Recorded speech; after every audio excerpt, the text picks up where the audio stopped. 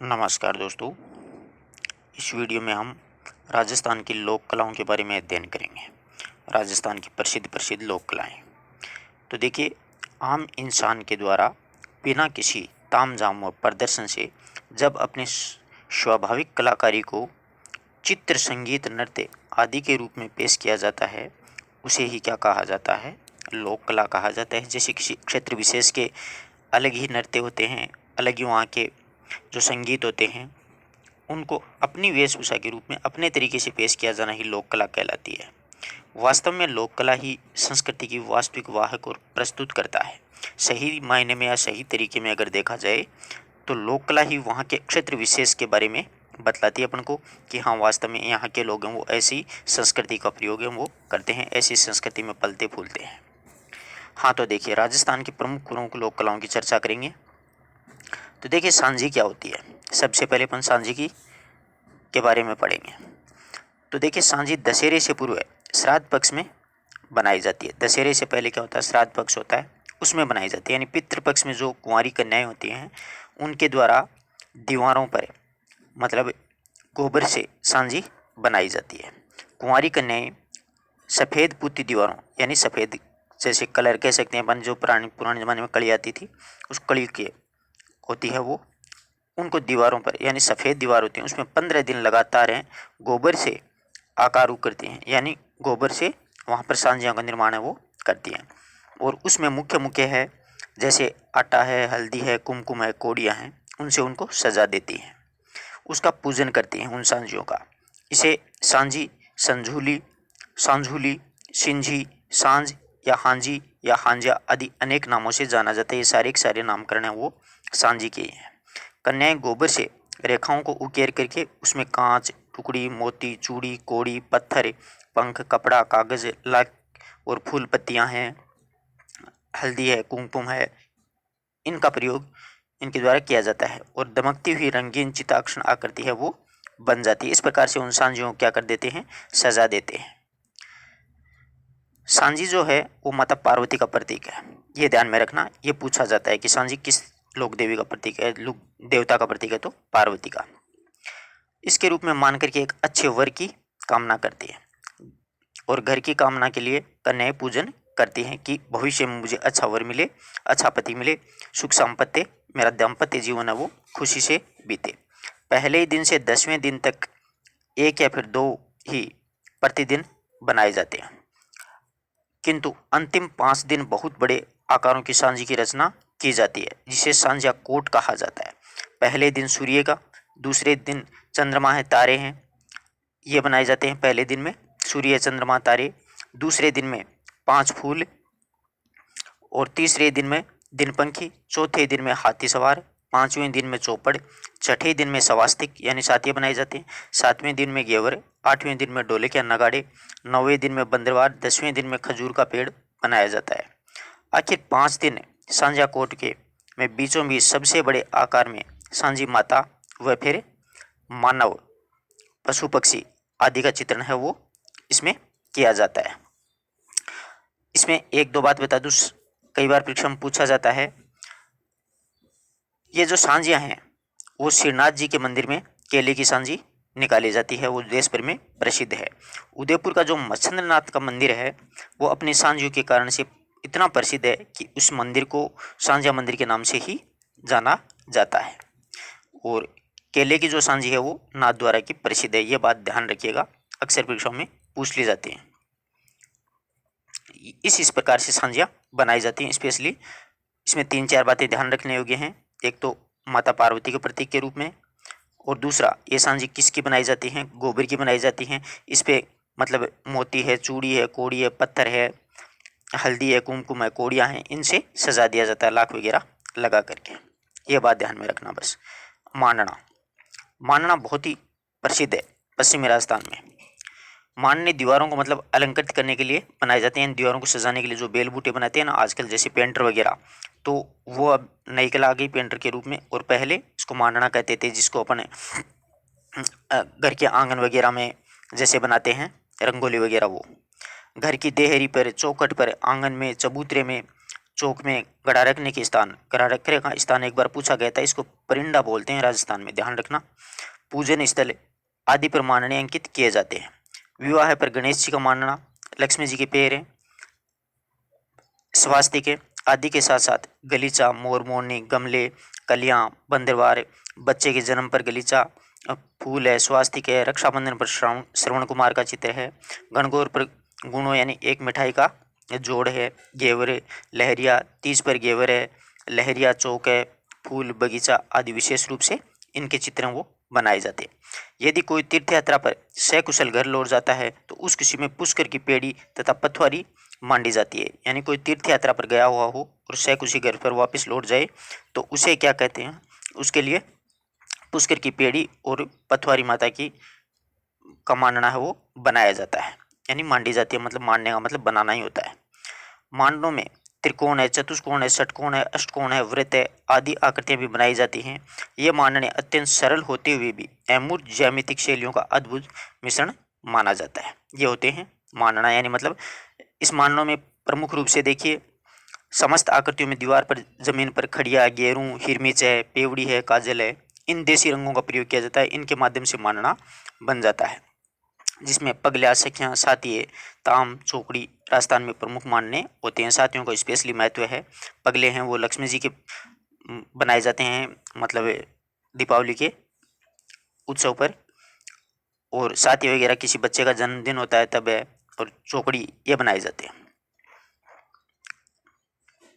फड़, इससे संबंधित एक प्रश्न पूछा जाता है, फड़ों से संबंधित।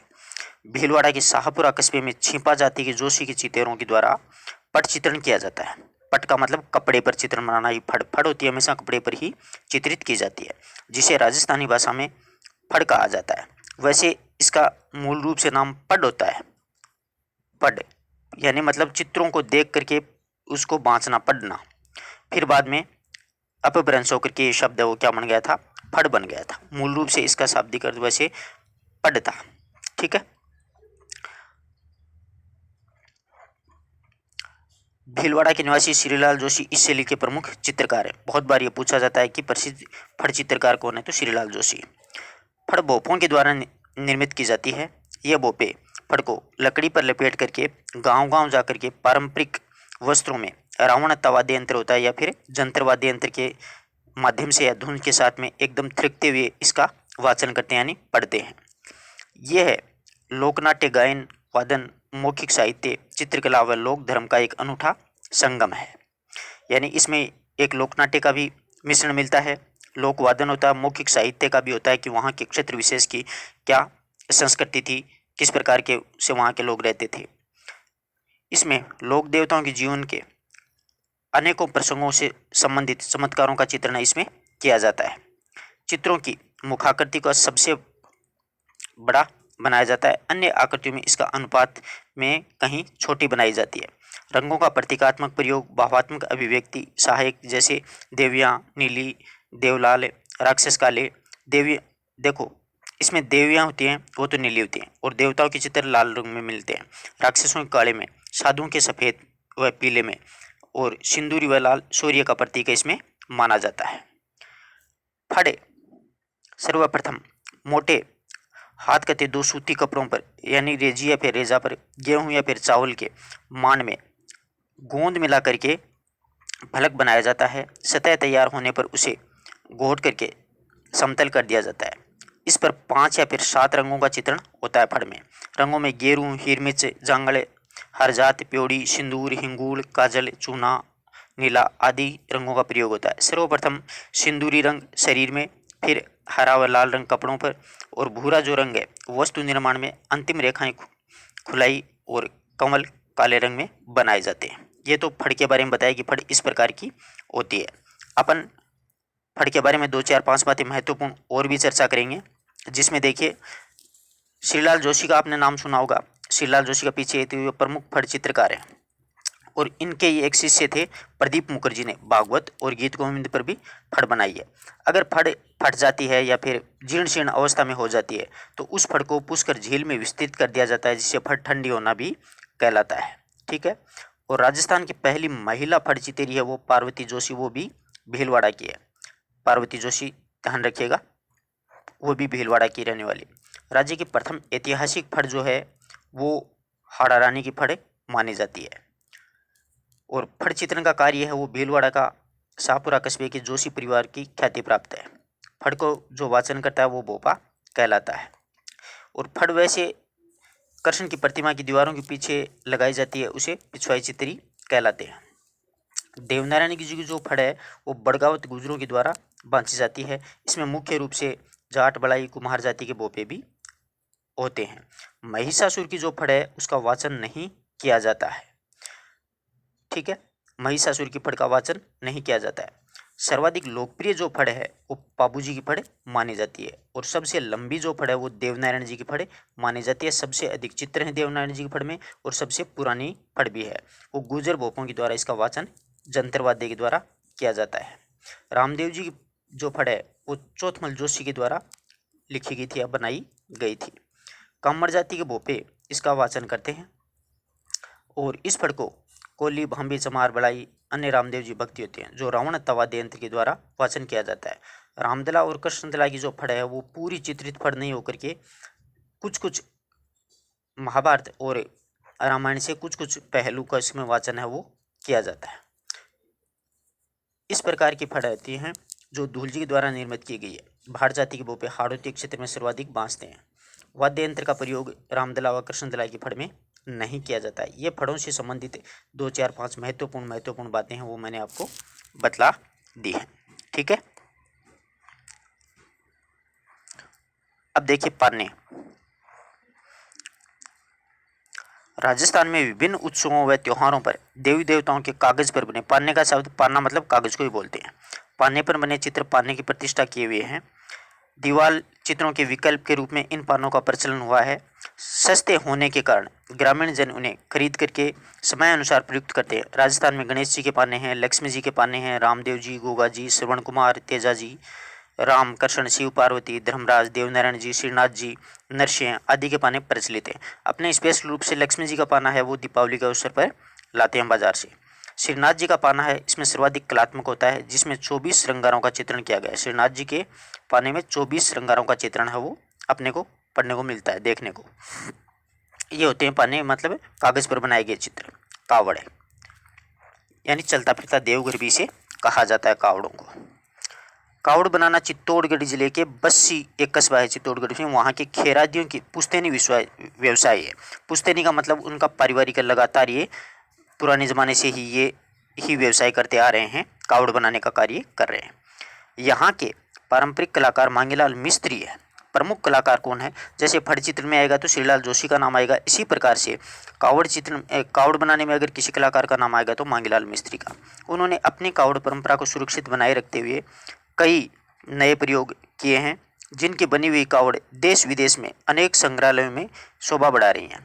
कावड़ जनजीवन की धार्मिक आस्थाओं और विश्वासों से जुड़ी हुई होती हैं, इसलिए इसका वाचन श्रवण कर लोग श्रद्धा विभूत हो जाते हैं, यानी सुन करके इनका वाचन सुन करके लोग बहुत ही श्रद्धा से विभूत हो जाते हैं और मनमाना दान है वो भी करते हैं। कावड़ एक मंदिरनुमा आकृति होती है जिसे चलता फिरता देवघर भी कहते हैं, जिसमें कई द्वार बने हुए होते हैं छोटे छोटे। इसमें सभी द्वारों या फिर कपाटों पर चित्र अंकित रहते हैं।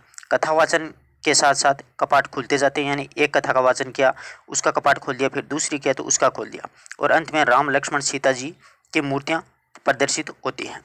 कावड़ लाल रंग की होती है वह उनके ऊपर से फिर काले रंग के से पौराणिक कथाओं का चित्रांकन कर दिया जाता है। इसमें महाभारत है, पुराण है, रामायण है, श्री कृष्ण लीला के विभिन्न चित्रों का और घटनाओं का विवरण दे दिया जाता है। साथ में शनि, हनुमान जी, ब्रह्मा, लक्ष्मी, गरुड़, लोक देवताओं जैसे पाबू जी, रामदेव जी, हरिश्चंद्र है, गोपीचंद जी, भरतरी की कथा के अनुसार कावड़ चित्रित कर दी जाती है। इनका सभी का वो वाचन है वो करते जाते हैं। ये होती है कावड़। चलता फिरता देवघर भी इसे कहा जाता है क्योंकि कावड़िए एक स्थान से दूसरे स्थान पर भी चले जाते हैं। श्रावण के महीने में हरिद्वार से या फिर दूर दूर स्थानों से कावड़ लाने का प्रचलन भी प्रचलित है। गोड़लिया। अब देखो गोड़लिया क्या होता है। पशुओं के शरीर पर विविध प्रकार के आकृतियों के बड़े कलात्मक दाग दिए जाते हैं, यानी उस पर दाग कर दिया जाता है एक पशु का। ये जो दाग हैं वो चुराए गए पशुओं की शिनाख्त यानी पहचान करने के अतिरिक्त सामान्य पहचान के लिए भी दाग दिए जाते हैं। दागने की यह क्रिया अटेरना तथा दाग के निशान को गोड़लिया कहते हैं। दागने की क्रिया को अटेरना कहते हैं, जबकि दाग के निशान को गोड़लिया कहा जाता है। पशुओं के ये चिन्ह कहीं जाति विशेष के, कहीं अंचल विशेष के, तो कहीं पर विशिष्ट राजघराने के प्रतीक हैं। दागने के इन चिन्हों में प्रकृति के विविध उपादान, धार्मिक आस्था के प्रतीक चिन्ह, मानवाकृति और विविध कृषि उपकरण तथा दैनिक आवश्यकताओं की वस्तुओं के विभिन्न अंकों का समावेश मिलता है। ये दाग लोहे के सरिये, मिट्टी की ढकनी, लोहे पीतल के अक्षय तथा किसी वृक्ष विशेष की डाली को गर्म करके, यानी कोई लोहे का, जिसको अपना वर्तमान में सरिया बोल सकते हैं, या फिर किसी इसी प्रकार का मिट्टी की ढकली बनी होती है, या फिर पीतल के अक्षय होते हैं, उनको मतलब गर्म करके बहुत जोरदार और पशु को दाग दिया जाता है, उसे ही दागे कहलाते हैं, यानी वो काफ़ी समय तक बना रहता है। मेहंदी, मेहंदी का तो आपको सभी को पता है, सोजत की प्रसिद्ध है मेहंदी। तो देखिए, राजस्थान में मेहंदी प्राचीन काल से प्रचलन में रही है। ये स्पेशली स्त्रियों के द्वारा प्रयुक्त की जाती है। स्त्रियां फिर बालिकाएं तुलिकाओं से हाथों में मेहंदी के बारीक मांडने मांडती है। मेहंदी जो होती है उसमें बारीक मांडने मांड दिए जाते हैं। सोजत व मालवा की मेहंदी मारवाड़ में बहुत प्रसिद्ध है। मेहंदी स्त्रियों के द्वारा सुहाग का प्रतीक माना जाता है। वैसे विवाह, सगाई, बच्चे के जन्म, विविध पूजन व शुभ कार्यों में लगाई जाती है। मेहंदी के विविध प्रकार के अलंकरण बनाए जाते हैं, जिनमें दीपावली पर पान, हटरी की भांत, शंख, पगलिया, लक्ष्मी जी के पैर, 16 दीपक, सुदर्शन चक्र व मकर संक्रांति व घेवर बीजनी, करवा चौथ पर छबड़ी स्वास्तिक, रक्षाबंधन पर लहरिया, चीक व शादी पर तोरण, कोरी सिंगाड़ा और स्वास्तिक कलश फूल आदि इसमें प्रमुख होते हैं। ये होती है मेहंदी, सुहाग का प्रतीक मानी जाती है। गोदना यानी शरीर के अंदर रंग भरवाना। शरीर को सुसज्जित रखने की दृष्टि से गोदना गुदवाने की परंपरा का विकास हुआ है, यानी प्राचीन काल से ही गोदना गुदवाने का प्रचलन रहा है।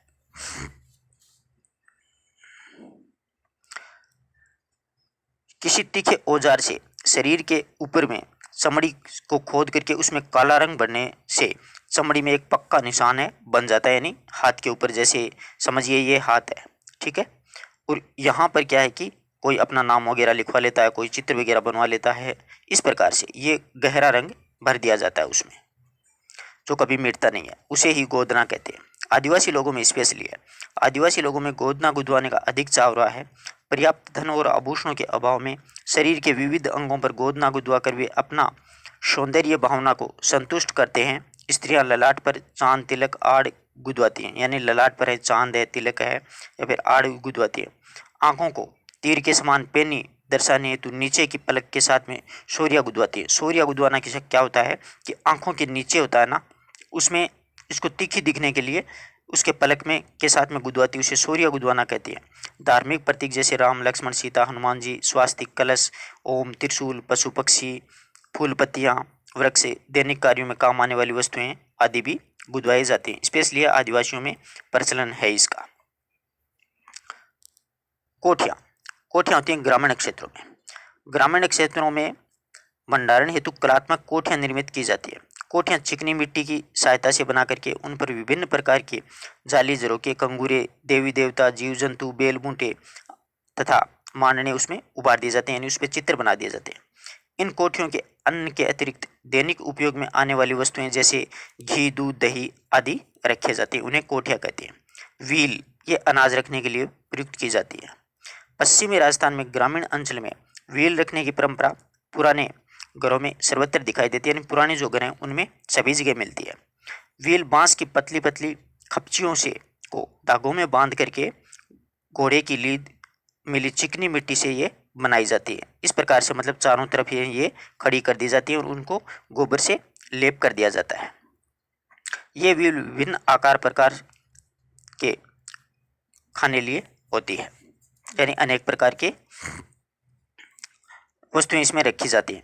इसे सुंदर बनाने के लिए इसमें कई छोटे छोटे बॉक्स, जालियां, कंगूरे बनाए जाते हैं और इन पर छोटे छोटे कांच चिपकाए जाते हैं और इनमें दैनिक उपयोग की वस्तुओं में बर्तन आदि सजाए जाते हैं। जैसलमेर क्षेत्र में एक से बढ़कर एक सौंदर्यपूर्ण व्हील आपको देखने को मिल सकती है।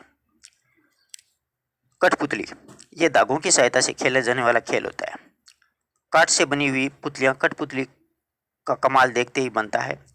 धागा पुतली जैसे राजस्थान की ही देन मानी जाती है। सिंहासन बत्तीसी, पृथ्वीराज संयोगिता, अमर सिंह राठौड़, इस जैसे खेल इन्हीं कठपुतलियों के द्वारा गांव-गांव, घर-घर दिखाए जाते हैं। सन 1965 में रोमानिया में आयोजित तृतीय अंतर्राष्ट्रीय कठपुतली समारोह में उदयपुर में भारतीय लोक कला मंडल के कलाकारों ने राजस्थान की इस कला को विश्व का प्रथम पुरस्कार प्राप्त करके तहलका मचा दिया था। कठपुतली जो शैली है अपनी, इस कला को सामने लाने का परिश्रय है वो अपने राजस्थान के एक विद्वान थे, उनके द्वारा आम जनता के सामने यानी पूरे भारतवर्ष या विश्व स्तर पर इसको विख्यात किया गया था देवीलाल सामर के द्वारा। उनके प्रयासों से ही ये है विश्व स्तर पर आज अपनी पहचान रखता है। इसके महत्वपूर्ण प्रश्न देखते हैं मित्रों। पिछवाइयाँ चित्रांकन किससे लिखा है? तो पिछवाइयाँ नाथ द्वारा की है। ये कपड़े पर बने हुए चित्र होते हैं जो कि भगवान श्री कृष्ण और राधा की मूर्तियाँ उनके पीछे दीवारों को सजाने के लिए बनाए जाते हैं। बनी ठनी चित्र शैली ये है किशनगढ़ की। जमनादास, छोटेलाल, बक्सराम, नंदलाल चित्रकार किस शैली के हैं? मैंने आपको बताया था चित्रकारों को अच्छी तरीके से याद रखना, यहाँ से थोड़ा डीपली प्रश्न बनता है। तो ये अलवर शैली के हैं। जयपुर राज्य के उस कारखाने का नाम बताइए जो कलाकार चित्र को और लघु चित्र यहाँ पर बनाते थे। तो ध्यान से पढ़ना, देखो बहुत छोटे छोटे ऑप्शन बहुत ही नज़दीकी बनाए हैं। तोश खाना, सूत्र खाना, सूरत खाना, जवाहर खाना। वो सूरत खाना है, अपन सू देखते ही क्या करते हैं यहाँ पर टिक कर देते हैं। ये अपनी सबसे बड़ी कमजोरी होती है विद्यार्थी जीवन की। ये सूत्र लिख रखा अगले ने, सूरत खाना यहाँ पर है। ठीक है। पक्षियों को महत्व देने वाली शैली तो बूंदी शैली। अगर यहाँ पर कोटा भी होता ना साथ में तो दोनों सही है। सांझी का संबंध किस देवी से है? तो पार्वती से है। फड़ वाचन कौन करते हैं? पोपों के द्वारा किया जाता है। मांगीलाल मिस्त्री, तो मांगीलाल मिस्त्री है वो कावड़ का है प्रसिद्ध मिस्त्री। ठीक है। फड़ से संबंधित श्रीलाल जोशी किस जिले से है? तो ये भीलवाड़ा से हैं, पार्वती जोशी और श्रीलाल जोशी। सोजत किसके लिए प्रसिद्ध है? देखो मेहंदी के लिए प्रसिद्ध है। बूंदी शैली की दो विशेषताएं, बूंदी शैली की दो विशेषताएं मतलब स्त्रियों को भी इसमें शिकार करते हुए दिखाया गया, पशु पक्षियों युक्त चित्र है और आदमकद बड़े बड़े चित्र भी इसमें बनाए गए हैं। राजस्थान में उपलब्ध सर्वाधिक प्राचीन ग्रंथ कौन सा है? ये जैसलमेर का जो प्रसिद्ध पुस्तकालय है उसमें मिले हैं अपन को सबसे प्राचीन ग्रंथ। अगर मेवाड़ क्षेत्र की अपन चर्चा करें तो श्रवणपति के सूत्र चूर्णी है, परंतु वैसे अगर देखा जाए तो सबसे प्राचीन ग्रंथ इसमें राजस्थान में उपलब्ध मिला है वो 10 वेतालिक सूत्र चूर्णी आग निरुक्त वर्ती। ये जो ग्रंथ है वो जैसलमेर के जैन ग्रंथ भंडार है उसमें उपलब्ध है। निसारुद्दीन कहाँ का चित्रकार था? ये मेवाड़ का था। पिछवाइयों से आप क्या समझते हैं? मतलब श्री कृष्ण भगवान के पीछे बनाए गए जो चित्र है उनको पिछवाइयाँ कहते हैं। अब देखिए, पान्ने, पान्ने बनते हैं कागज पर। मांडना, मांडनों में रंग भरा जाता है। फड़े कपड़े पर और कावड़ लकड़ी पर। इस प्रकार से मिलान वाले हैं। सांझी पूजा किस समय की जाती है? ये सुबह के समय में पार्वती माता की याद में की जाती है। गोडलिया से आप क्या समझते हैं? अब आपने अभी पीछे पढ़ा था, सूर्या मतलब आदिवासी स्त्रियों के द्वारा जो गोदना गुदवाने की परंपरा है उसमें आंखों को पतली करके उसको नुकीली बनाने को सूर्या कहा जाता है। मांडना की चार विशेषता, इसमें रंग भरे जाते हैं। जैसे कोई भी उत्सव होता है उसमें अपन रंगोली वगैरह बनाते हैं, ये होता है। सांझी पूजा कितने दिन तक चलती है? ये 10 दिन तक। पान्ने क्या होते हैं? कपड़े पर बने हुए कागज पर बने हुए चित्र। ग्रामीण अंचल में कोठियाँ किस उपयोग में? दैनिक जीवन में काम आने वाली चीज़ों वस्तुओं को रखने के लिए प्रयुक्त की जाती है, ये होते हैं। इस प्रकार से अपन ने राजस्थान की वेशभूषा, लोक कला इनके बारे में पढ़ा है और चित्रकला के बारे में देखा है। आशा करता हूँ कि हर बात आपको बहुत अच्छी तरीके से समझ में आई होगी। अगर किसी प्रकार की कोई दिक्कत है तो आप लोग कमेंट बॉक्स में पूछ सकते हो। यानी वो गोडलिया होता है, कोई पशु होता है, उसके शरीर को दागने की क्रिया को क्या कहलाते हैं? गोडलिया कहलाते हैं। ठीक है। इसमें जो निशान वगैरह बन जाता है, आप लोग ऐसे अगर याद ना रहे तो यहाँ से इसको दोबारा पाठ को पढ़ करके उत्तर निकाल सकते हो। धन्यवाद दोस्तों।